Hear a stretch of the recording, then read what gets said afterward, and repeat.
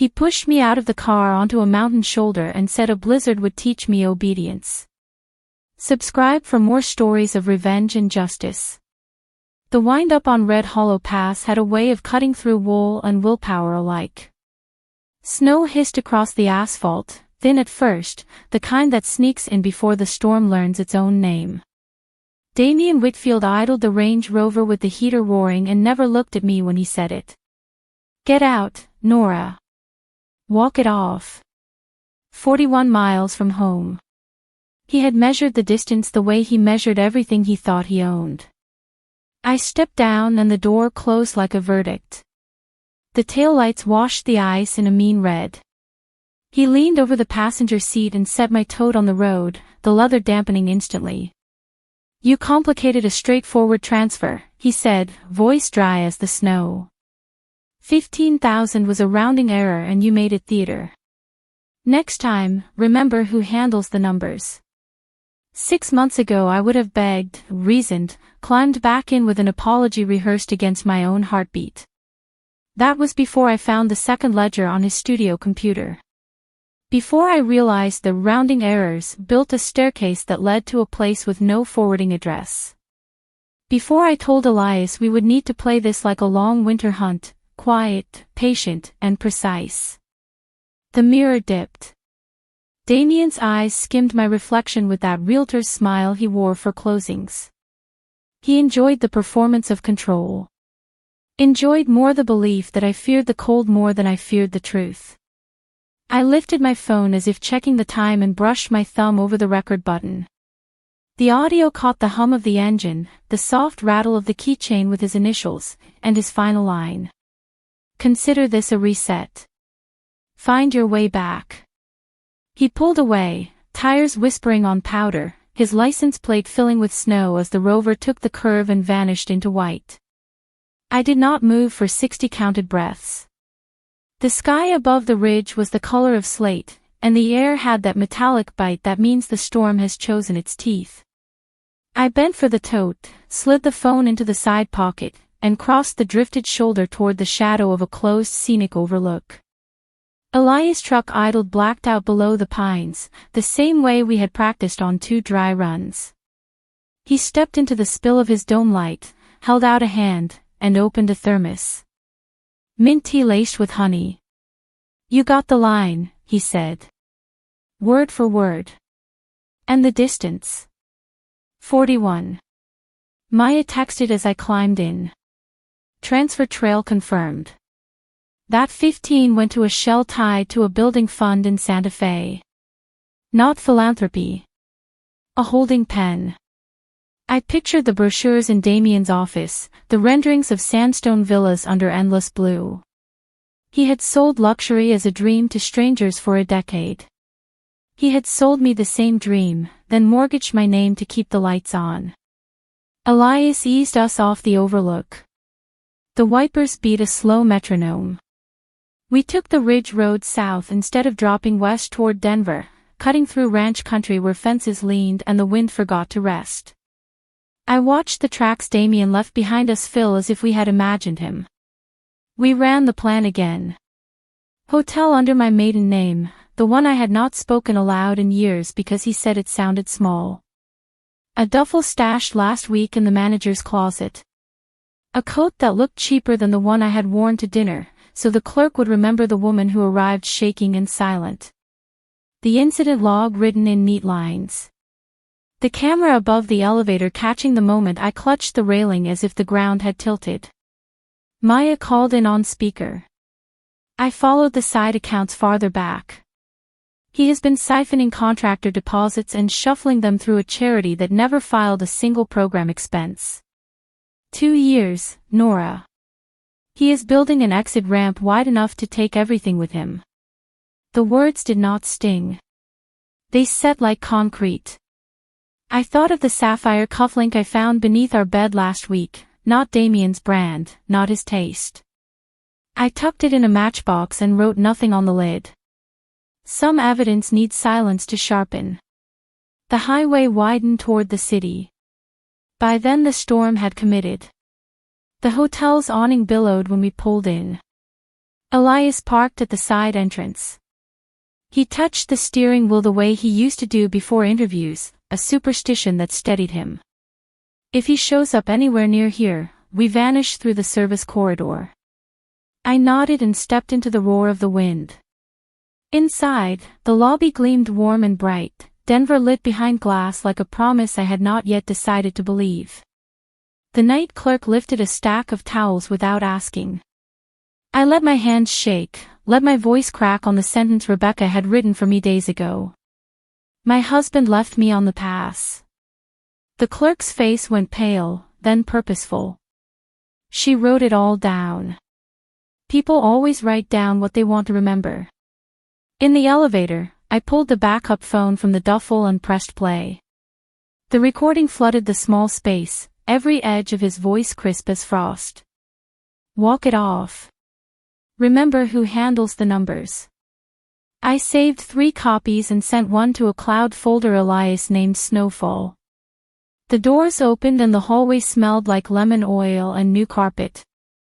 Room 614 received me with heat and quiet. I locked the door, slid the chain, and finally allowed my lungs to fill. The city glowed through a veil of snow. Somewhere across that grid of light, Damien was likely pouring himself small-batch bourbon and drafting a text that pretended concern. He did not know Maya had already flagged the charity filings to a state investigator. He did not know that the appraisal on my grandmother's cottage had been pulled from county records before he could consolidate it. He did not know about the safe in Elias' attic lined with copies and redundancies, paper and plastic and encrypted drives. My phone buzzed. Margaret. His mother. The message arrived composed and cold. Family matters should not be paraded. Come home. Apologize. He is generous, you are impulsive. I archived it without reply. The second buzz was a calendar alert. Court filing window opens at 9. Rebecca's reminder. She would bring the injunction forms and the affidavit with the audio transcript at noon. I ordered soup. I ate. I documented the receipt. I laid out the coat on the radiator to dry, a small domestic ritual to anchor the night to the ordinary. Then I opened a notebook and wrote a single line in the center of a blank page. When someone leaves you to freeze, begin the thaw on your own terms. At 1:20 in the morning, Damien called. Then again, the messages shifting from casual annoyance to irritation to a tone he reserved for deals that slipped. I recorded each one with time stamps, let them pile like snow against the door. At 2:10, a number I did not recognize lit up the screen. I let it ring out, then played the voicemail. A woman's voice, soft and unsure. He told me you were unstable and that the finance stuff was handled. I think he is lying to both of us. The storm leaned harder into the glass, and the radiator ticked a steady count. I sat on the edge of the bed and pressed my palms together until warmth bloomed in my fingers. The city kept its lights. The plan held its shape. Morning would bring signatures, orders, and the first ripple through the empire he had constructed on other people's faith. The phone flashed again, not a call this time but a bank alert, the kind you only receive if you set traps in the right places and wait without blinking. The account he swore did not exist just moved 100,000 in the dead of night, to a name I know too well. The alert glowed across the screen like a flare in the snowstorm. 100,000, gone in a single movement. The destination was clear in black and white, Wren Caldwell. The same name etched inside the cufflink I had found beneath our bed. Damien had not just bought her something pretty, he had built her an escape plan. I steadied my breathing, pressed save, and forwarded the alert to Elias. Within seconds, his reply buzzed, got it. Maya cross-checking. Sit tight. The words anchored me. The blizzard outside thickened, but my thoughts ran sharper than the wind. Damien had miscalculated. He thought the storm made me vulnerable, but snow only buries tracks if you do not map them first. At dawn, the hotel blinds bled pale light. I dressed in the duffel clothes, dark jeans, wool sweater, scuffed boots. Nothing that belonged to him. At 9 sharp, Rebecca arrived. Her coat was dusted with snow, her leather briefcase swollen with documents. She set them on the table without ceremony. Emergency injunction drafted, audio transcript formatted, financial exhibits labeled. She glanced at the printout of the bank alert still on the desk. He moved 100 overnight. Perfect. It proves intent. We rehearsed the statement.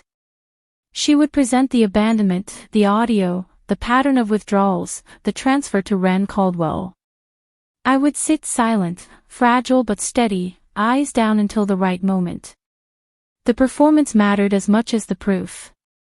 Judges see hundreds of pleas. They remember the ones that carry weight in silence. Elias called in mid-prep. He had parked 2 blocks away, watching Damien's office tower from a diner window. The Range Rover sat in its usual reserved space, dusted with snow, untouched since the night before. Damien was inside, lights burning. Probably pacing, probably breaking glass when the numbers did not add up. Elias's voice carried a satisfaction I had not heard since before his reporting career collapsed. He is unraveling. The receptionist looked rattled. He shouted at her in front of clients. By noon, we left the hotel in separate cars. Rebecca hailed a cab, I slid into Elias's truck. He drove slow, careful, every corner checked. The courthouse rose pale against the storm, marble columns streaked with meltwater. Inside, heat clung thick, but the chill of expectation outweighed it. Courtroom 3C smelled of polish and old wood. Damien was already there. He looked different. Not sharp, not sculpted by his tailor. His suit sagged, the knot of his tie uneven. He had not slept. When his eyes found me, the rage flickered raw, unmasked by charm. His attorney leaned in, whispering fast, but Damien's gaze never left mine. I lowered my eyes, let him believe he still owned that power. All rise. The judge entered, robe sweeping, gavel sharp. Rebecca stood, poised, as if she had been rehearsing this scene her entire career. Your Honor, she began, my client was deliberately abandoned 41 miles from home during a blizzard. We have audio evidence of Mr. Whitfield's words, consider this a reset. Find your way back. She pressed play. Damien's voice filled the room, cold and cruel. Jurors winced, even the judge's eyes narrowed. Objection, his attorney snapped. Context. But the judge raised a hand. Overruled. Continue. Rebecca laid out the pattern. Transfers, shell accounts, the overnight 100,000. The evidence stacked like drifts outside the courthouse walls. Each page another gust burying Damien deeper. Then the judge turned to him. Did you abandon your wife? Damien rose, slick with false calm. Your Honor, she exaggerates. We had an argument. I asked her to walk for clarity. That is all. 41 miles, during a storm, the judge said, voice flat. That is not clarity. That is cruelty. Rebecca's final move was the alert printout. She slid it forward, the ink still crisp. Funds transferred to Wren Caldwell at 2:13 a.m. The judge's lips tightened. Financial abuse compounded by marital abandonment. I will be issuing a temporary freeze on all accounts. Damien's attorney sputtered, but the gavel fell. Ordered. Damien's fist clenched the table, knuckles widening. His eyes burned across the room, the look of a man who thought he built a fortress and just saw the first wall collapse. He mouthed something I could not hear, but the venom in his face told me enough. He was not finished. Not by half. The bailiff escorted us out under Rebecca's shield. Snow spiraled outside, thick and relentless. Elias drove us back to the hotel, his jaw tight with focus. Rebecca opened her briefcase again, laying new forms across the dashboard. Tomorrow we escalate. Full petition, civil and criminal. With this momentum, he will not have time to regroup. I pressed my forehead to the cold glass, watching the city blur into white. Damien would go home tonight, certain he could strategize a counterattack. Certain his charm, his mother's influence, his real estate empire would hold the walls. But the storm was already inside his gates. Because while he paced his office, another truth waited to surface, one buried in the very blueprints of the empire he built on lies. The courthouse echo still clung to me when we reached the hotel. Rebecca spread the paperwork across the desk, her pen scratching like a clock ticking down. But my phone buzzed with something that pulled me deeper than any injunction. Maya's message read, "Found it. Check your email. Urgent." I opened the attachment. A set of architectural blueprints, stamped with Damien's real estate company's logo. At first glance, nothing unusual. High-end condominiums planned for the Santa Fe development. But Maya had circled sections in red. The units were drawn twice, one version with luxury features, another stripped bare, like shells. He was selling full units to investors, then quietly filing a second, cheaper plan with the city. The difference siphoned into shadow accounts. Fraud baked into the foundation itself. My stomach twisted. He had taken my grandmother's cottage deed as collateral last month for permits. I now understood why. He had hidden the fraud beneath family property, prepared to burn my history to cover his theft. The cottage where I learned to fish, where the walls still smelled of pine and smoke. His empire was built on my ghosts. Elias leaned over my shoulder, his jaw set. This is systematic. Not just embezzlement. It is construction fraud, wire fraud, racketeering. Rebecca, if we get this into the right hands, the federal case escalates. Rebecca nodded slowly, eyes glinting. He thought today was about a marriage spat. Tomorrow he will learn it is about federal prison. The snow hammered harder against the hotel windows. It felt as if the storm outside was listening, pressing its ear to the glass. I closed my laptop and stood at the window. Across Denver, lights blurred in the whiteout. Somewhere in one of those towers, Damien was calling his mother, or Ren, or his attorney, demanding explanations. He had always believed money was a shield. He never imagined paper trails could cut sharper than glass. At 2 a.m, my phone lit with his name. I let it ring out, then played the voicemail. His voice was hoarse, frantic. "Nora, you are overreacting. I will send a driver. Come home. Do not ruin this for us." Then silence. Another buzz followed, this time from Margaret. She wrote, "Remember your vows. He is your provider. Do not throw away your life for spite." I deleted it without reply. Providers do not abandon their wives on frozen highways. Predators do. By dawn, Maya confirmed the worst. The Santa Fe project was only one of 3. He had mirrored blueprints in Portland and Scottsdale too. Millions hidden under false walls. She forwarded screenshots of permit filings with signatures forged in my name.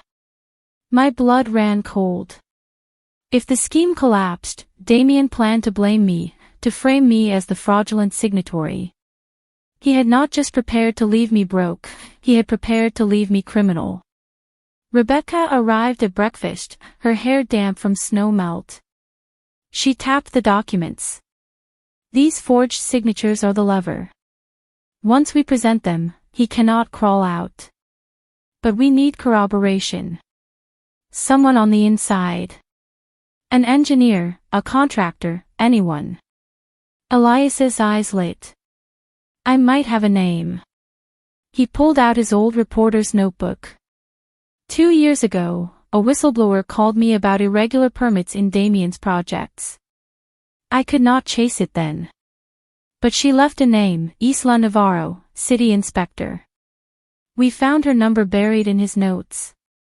When Elias called, the voice on the other end cracked like thin ice. She remembered everything. She had seen Damien bribe officials, had copies of altered plans. Fear kept her silent. But when Elias told her federal agents were circling, she agreed to meet. Tonight, in a diner outside the city. Quiet. Off the record. The day crawled. Damien's attorney filed motion after motion, all denied. Maya traced another 50,000 shifting offshore. Rebecca prepped affidavits. The storm never let up. By nightfall, we drove through snow-choked roads to the diner, headlights cutting tunnels through white. Inside, Isla sat hunched in a booth, scarf pulled tight. Her hands trembled as she slid a manila envelope across the table. These are copies. He made me sign off on falsified safety inspections. If this gets out, he will destroy me. Elias leaned forward. He already destroyed himself. You are the witness who will bury him. I opened the envelope. Invoices, permits, signatures that mimicked my handwriting so well I shivered. Damien had planned my conviction like a blueprint, line by line. The betrayal was complete. But the evidence was ours now. Outside, the wind howled against the glass. I felt the storm lean closer, as if to whisper, he thinks he is still safe. But you are the avalanche waiting above his roof. And when we left the diner, headlights flared in the rearview mirror. A black SUV followed us through the snow, too close, too steady. The headlights clung to our bumper like a shadow that refused to break. The storm blurred every edge of the road, but that SUV never faltered. Its beams cut through the white, unwavering. Elias's knuckles tightened on the steering wheel. That is not casual, he said, voice low. That is a tale. I twisted in my seat, heart hammering. Through the veil of snow I caught a glimpse, sleek, black, tinted windows. Not federal. Not random. Damien. He was not supposed to know we had left the city, but somehow he did. My pulse spiked with the memory of the cufflink, of Wren's name on the transfer. Had she told him? Had Margaret? Or was his paranoia now driving him into the storm? Elias took a hard right onto a service road, snow crunching under tires, the diner's glow vanishing behind us. The SUV followed. No hesitation. He is testing us, Elias muttered. Seeing where we run. We will not give him the satisfaction. He braked suddenly, pulling into the lot of an abandoned ski lodge. The SUV slowed, idled at the entrance, headlights glaring into the swirling snow. For a moment, time froze. Then the engine roared, and it peeled away, back into the storm. My breath came in shaky bursts. He wanted us to know he was watching. A warning. Rebecca will want to document this, Elias said, pulling his phone to snap photos of the tire tracks. She will frame it as intimidation, stalking. Judges hate intimidation.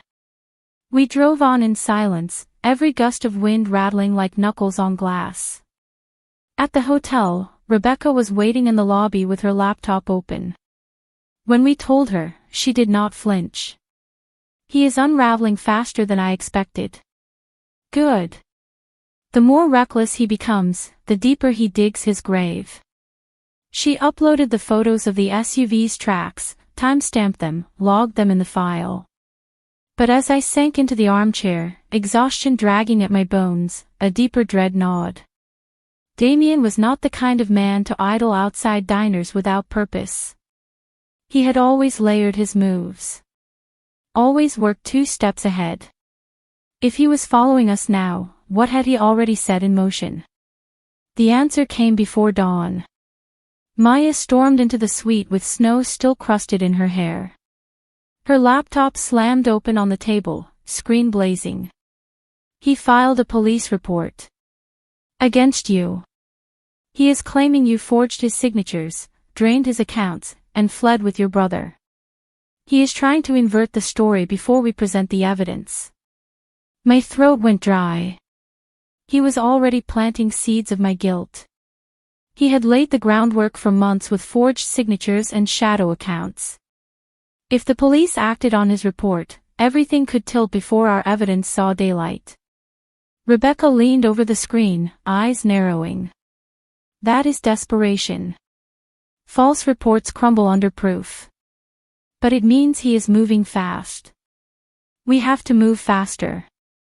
Elias stood by the window, scanning the snow-clogged street.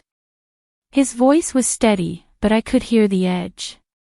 If he filed the report, he will not stop at paper. He will try to corner you in person, force a scene. That is his style, control by spectacle. We need to be ahead of it. I closed my eyes, Damien's voice from the recording echoing in my head, remember who handles the numbers. His arrogance had become his cage. He thought paper trails bent to his will. But now those very trails would turn into shackles. Rebecca gathered the documents into her briefcase. Tomorrow we file the full complaint. Fraud, abandonment, coercion, intimidation. With Isla's envelope and the forged permits, he cannot escape. But we must survive tonight. The storm outside grew heavier, snow slamming the windows like fists. Somewhere out in the white, Damien was circling, convinced he could bury me under the weight of his lies. But he did not know the avalanche was already breaking loose above him.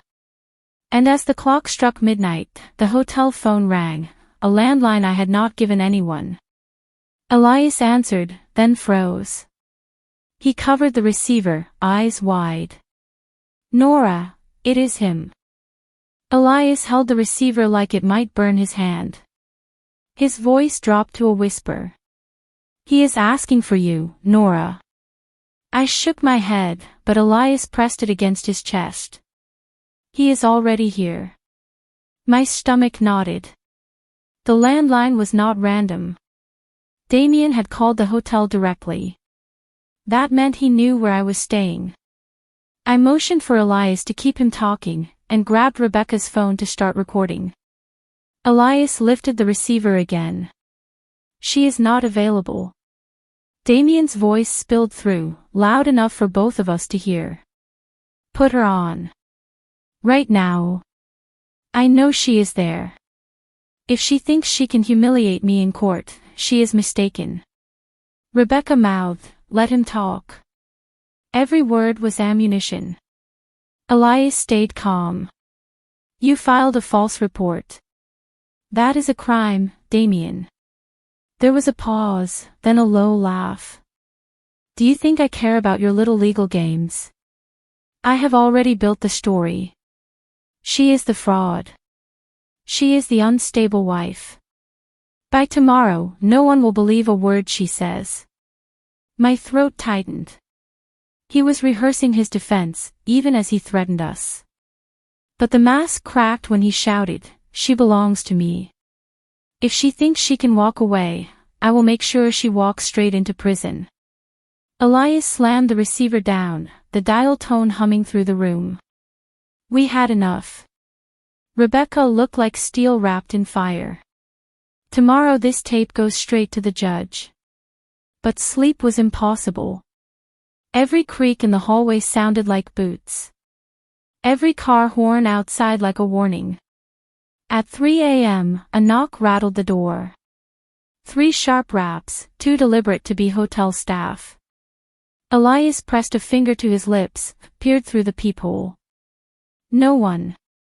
Just an envelope on the carpet, snow melting around its edges. I opened it with shaking hands.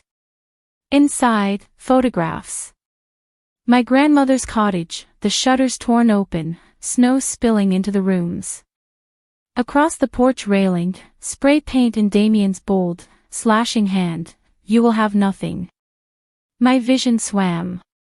He had driven through the storm, desecrated the one place I still called mine, and left the evidence on my doorstep. Rebecca steadied me. This is intimidation, criminal damage, proof of intent. He is sabotaging himself. But I could not shake the image of my grandmother's cottage gutted by his fury. He was escalating faster than we planned. He was desperate enough to break into property, to leave his threats in daylight. What would he do next in the dark?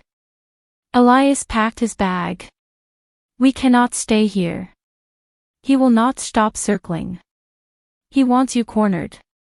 We will move you to the safe apartment we prepared downtown. Surveillance, security, blind entries. Rebecca called ahead, arranging everything.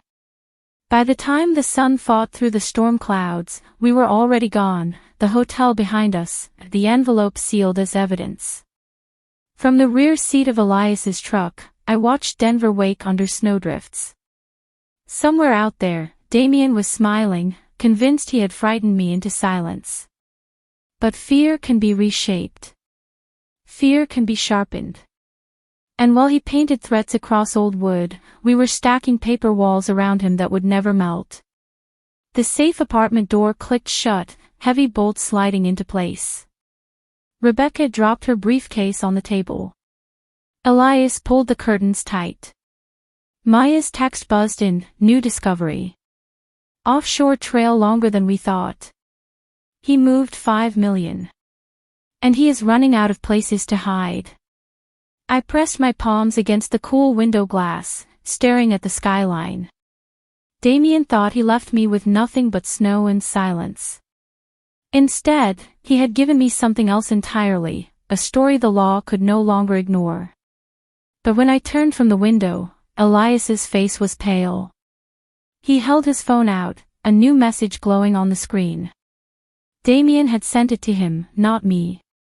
It read, "If she does not stop, I will drag your name down with hers." The message glowed like an open wound on Elias's screen. My breath caught. Damien had always targeted me, cornering me with silence and control. Now he had crossed the line, dragging Elias into the crossfire. My brother met my eyes, jaw rigid. He wants me rattled. He thinks I'll back away. Rebecca snatched the phone, already forwarding the text to her encrypted drive. This is gold. Direct intimidation of a witness. Judges despise this. But her calm could not erase the weight pressing on my chest. Damien knew exactly where to strike. Elias had lost his journalism career once already to a smear campaign. He could not survive another public dismantling. Maya arrived mid-morning, laptop open before her coat even hit the chair. Her fingers flew across the keys. He is bleeding money faster than I expected. Transfers out of his Denver accounts, liquidating properties, pulling collateral. This isn't just desperation. This is escape prep. He's building a runway. Rebecca leaned in. Where to? Maya spun the screen. A bank in Belize. Small, discreet, already flagged by regulators. He's funneling through shells registered under Ren Caldwell's name. My stomach clenched. Ren was not just a mistress. She was a partner in crime. The room felt suddenly smaller. Elias paced near the window, muttering. He thinks he can turn this into a game of timelines. Frame Nora before she frames him. Run before the courts catch him. Rebecca snapped her briefcase shut. Then we forced the timeline. Tomorrow morning, we file for emergency protective custody and full asset freeze. Tonight, you prepare your testimony. Nora, your voice is the blade. I nodded, though my hands trembled. Words had always been my weapon, but Damien had sharpened his lies for years. Would my truth cut deep enough? That evening, the safe apartment hummed with tension. Elias installed cameras, double-bolted doors. Maya whispered into her phone, tracing wires through hidden networks. Rebecca rehearsed me line by line, her voice a metronome of strategy. But beneath it all, dread lingered. Damien's threat to Elias hung in the air like smoke. Near midnight, a knock rattled the door again, soft this time, almost polite. Elias raised a hand for silence and checked the peephole.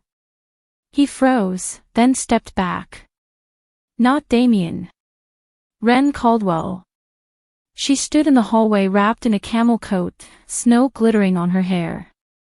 In her hands, a folder. Her eyes were red, makeup streaked. When Elias cracked the door with the chain still latched, she whispered, urgent. Please. I need to talk to her. To Nora. Rebecca's eyes narrowed. This could be a trap. But I felt something else stir, curiosity, suspicion, maybe even recognition. Wren had been a ghost in receipts and transfers, a name carved into betrayal. Now she was flesh and blood on the threshold. I stepped closer, voice steady. Why are you here? Wren pressed the folder through the gap in the door. Because he lied to me too. And inside this folder is proof. Elias unlatched the chain with a reluctant hand. Snow rushed in as the door opened. Wren crossed the threshold, shivering, her eyes darting as though the storm itself might swallow her. She placed the folder on the table. Pages spilled, emails, receipts, photographs. Evidence Damien had never meant anyone else to see. Rebecca's fingers spread the papers wide. Her eyes widened. These are contracts with city officials. Kickbacks. Fake safety reports. This isn't just fraud. This is conspiracy. Federal. I stared at Wren, searching her face for deceit. Why bring this to me? Her voice cracked. Because he told me you were weak. And tonight, when I realized he was planning to disappear without me, I finally believed the truth. He will destroy anyone he touches. The storm outside roared louder, battering the windows as if to punctuate her words. I felt the balance shift. For months Damien had stacked the game in his favor, but now his own mistress was sliding the final pieces across the board. But as Rebecca scanned the last page, her expression darkened. Nora, there is something here you need to see. Something that changes everything. Rebecca's hand hovered above the last page, her voice taut. Nora, this is not just financial. It is personal. She slid the paper toward me. My eyes caught the header, property transfer agreement, and then the forged signature at the bottom. My name. Neat, perfect, unmistakable. I blinked hard. The document claimed I had signed over every right to my grandmother's cottage, not as collateral but as a permanent transfer, to Damien. Dated 3 months ago. Witnessed by Wren Caldwell. My pulse roared in my ears. He had not only defiled the cottage with spray paint, he had been laying the foundation to steal it cleanly. Wren looked stricken. I never signed as a witness. He told me it was paperwork for a tax deferment. He said you agreed. My stomach churned. Damien had scripted me out of my own history, the way he always tried to script my voice out of arguments. Only this time, it was in ink. Rebecca tapped the margin. This clause, see here. It voids your name on any proceeds from future sales of the property. He wanted to erase your inheritance entirely. Elias leaned over, eyes dark. He was preparing to bury you under his crimes. Make you the fraud. The room crackled with fury. Maya's laptop chimed. She turned the screen to us. Another transfer, this one massive. 250,000 wired out at midnight to the Belize account. Damien is stripping his empire clean. If he moves fast enough, he could vanish before the court date. I gripped the table edge, the forged signature glaring back at me. Wren's voice shook. He said you never valued the cottage, that you begged him to sell it. That it was wasted land. Tears streaked down her cheeks. He told me lies I wanted to believe. And now, she gestured to the folder, her hands trembling. Now I see what he really is. Rebecca's jaw tightened. This is leverage, but we need more. We need a witness who can stand against him in court, someone beyond reproach. Wren swallowed, then nodded. I will testify. Whatever it costs me. Elias paced, restless. He will retaliate harder once he realizes she is flipped. We need to move quickly, before he corners us again. Rebecca agreed. First thing tomorrow, we file the full fraud case with federal evidence. Damien thinks he is running to Belize, but by the time his plane tickets print, the authorities will be waiting. The storm outside howled louder, rattling the glass until it seemed the building might shiver apart. Wren hugged herself, whispering. He will come for me. I know it. He will not let this stand. I looked at her, once the shadow haunting my marriage, now trembling in my living room. I thought of Damien's arrogance, his belief that every woman he touched was replaceable, malleable. For the first time, I realized his cruelty had planted the seeds of his own collapse. But even as the weight of victory flickered in the distance, Rebecca's phone vibrated. She frowned at the screen, then answered. Her eyes went sharp. After a long silence, she hung up. That was the courthouse clerk. The judge moved up the hearing. Elias stilled. How soon? Rebecca's voice was quiet, but the words cracked like thunder. 2 hours. We are due in front of the bench by noon. And Damien already knows. The safe apartment exploded into motion. Rebecca stuffed the forged transfer into her briefcase, snapping the locks shut. Elias swept the table clear of coffee cups and wrappers, muttering under his breath. 2 hours. That was no accident. Damien's lawyers had pulled strings, forcing the clock forward, betting we would stumble unprepared. But we had been preparing for months. Maya slammed her laptop shut and tucked it under her arm. I will meet you there. I need to upload the latest transfers to the federal portal. Once those hit the record, Damien cannot claim ignorance. His hands are inked. Wren clutched her coat tighter. Do you want me to come? Her voice wavered. Rebecca's eyes softened for a moment. Yes. Your testimony changes everything. But understand, once you walk into that room, there is no retreat. We piled into Elias's truck, the city flashing by in streaks of white and gray. Snow still clung to rooftops, but plows had carved veins through the streets. My heart pounded with each stoplight, each turn.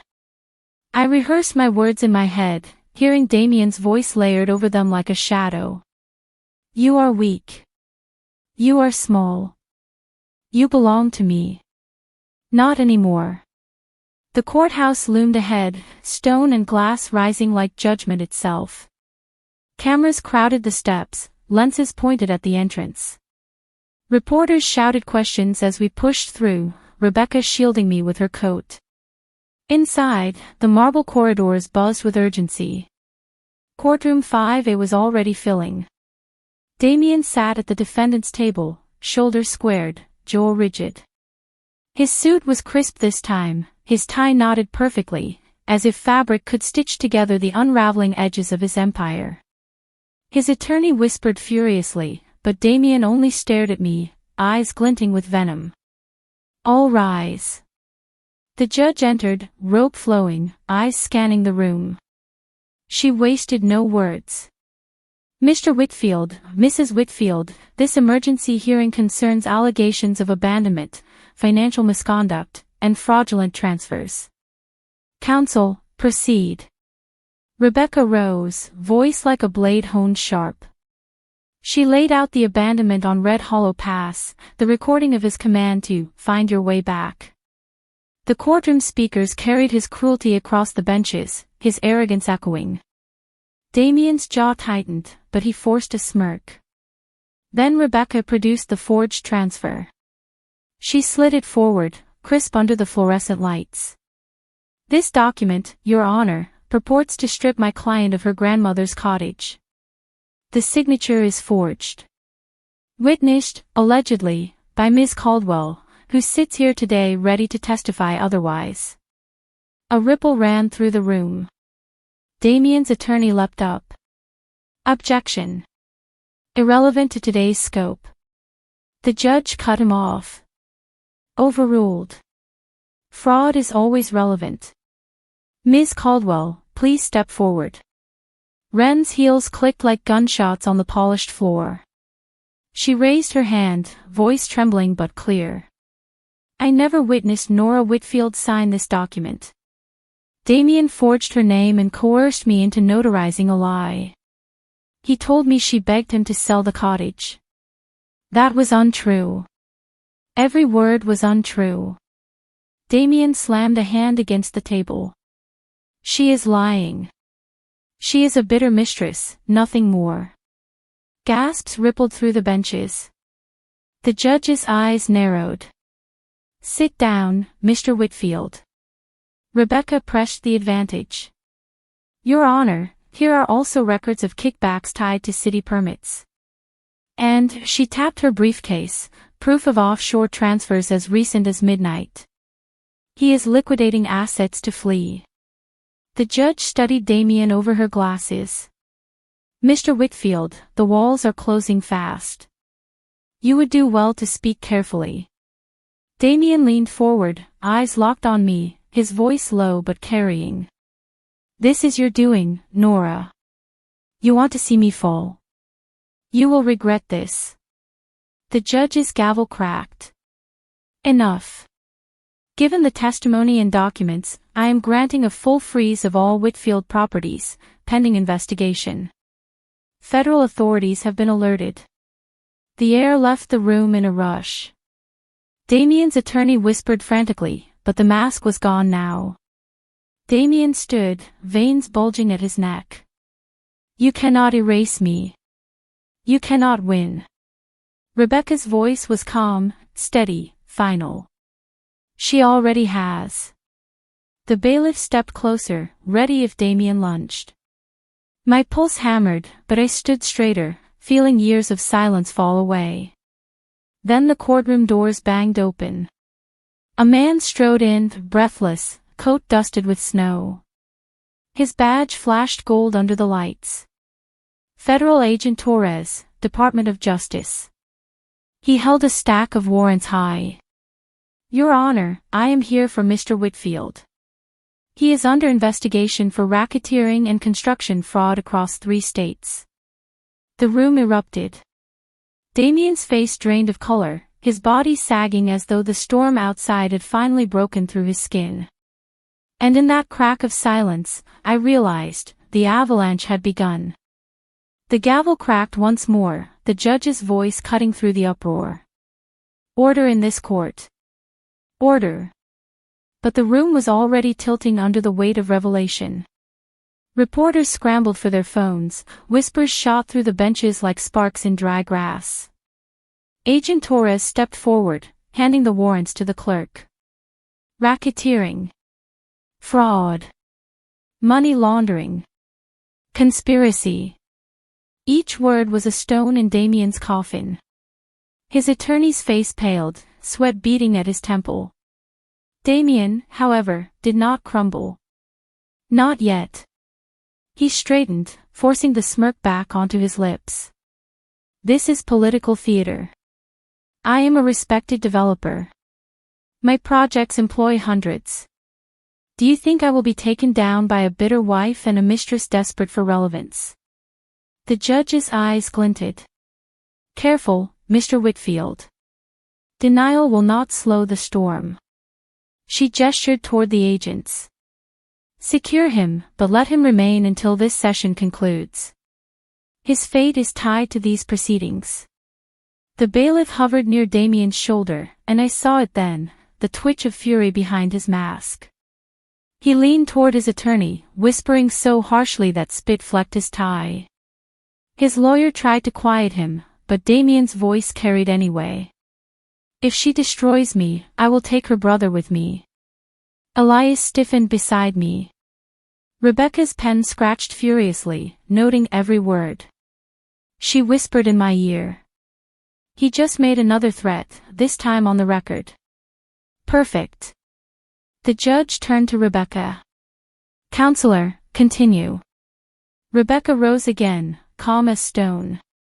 Your Honor, new evidence has surfaced within the last 12 hours. Transfers to offshore accounts, forged property documents, kickbacks.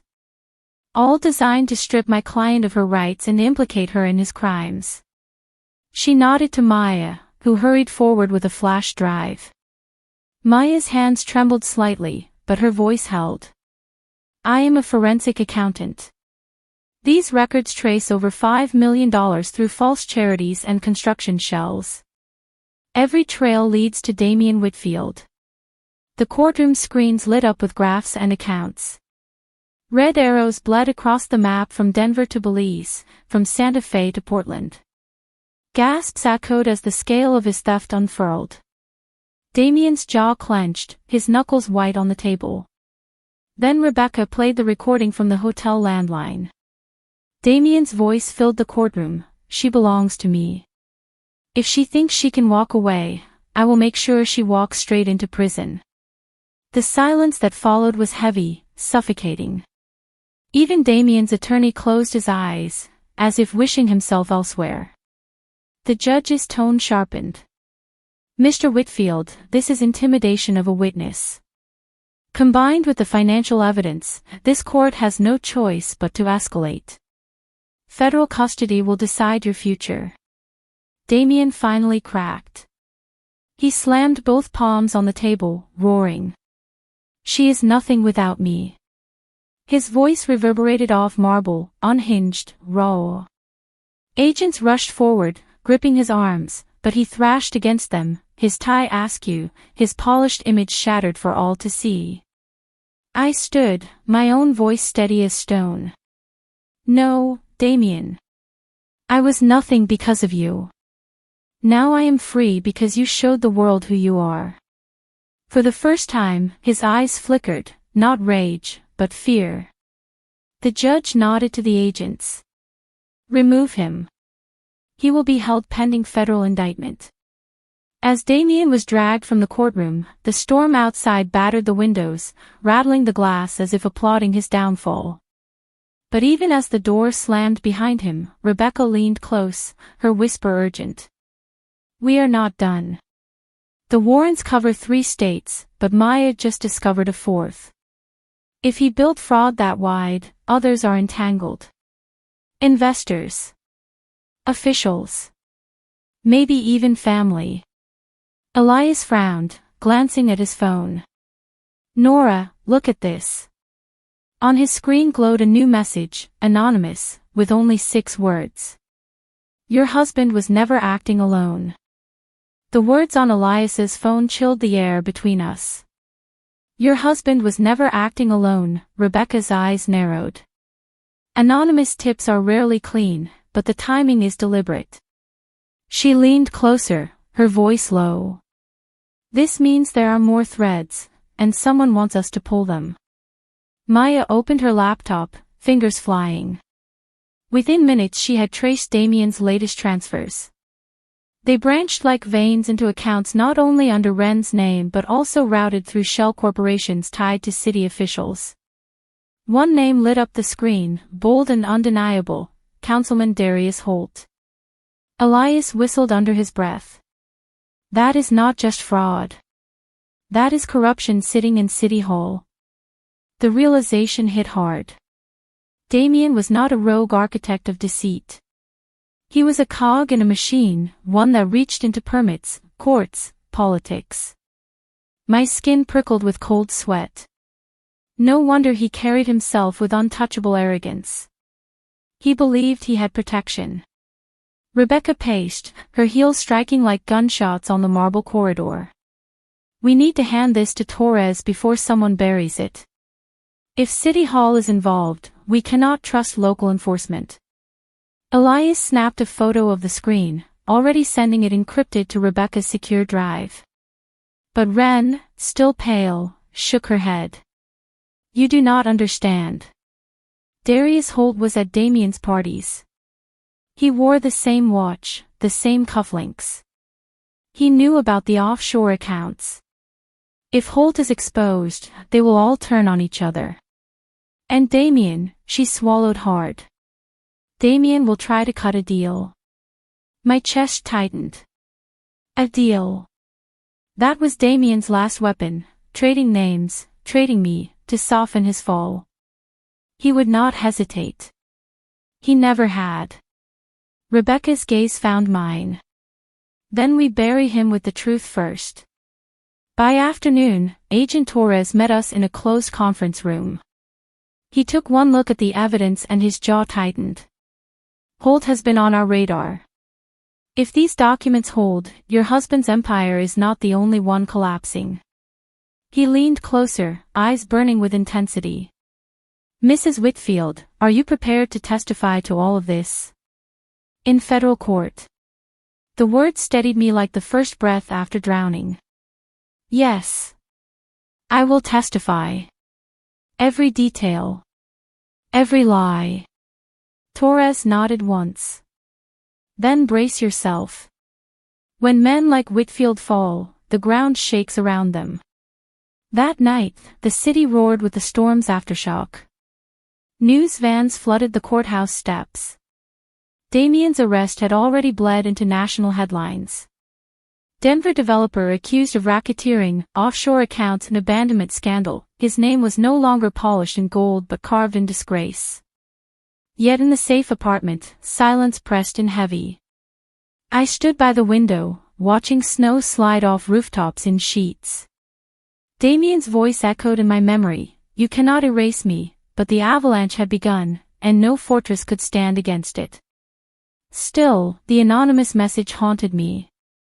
Never acting alone, Damien was in custody, but the machine he belonged to was still grinding.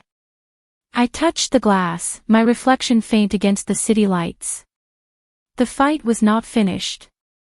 The storm had only cleared the first layer of snow. Beneath it lay roots of corruption deeper than I imagined. And tomorrow, when Damien learned the network was unraveling, I knew he would not go quietly.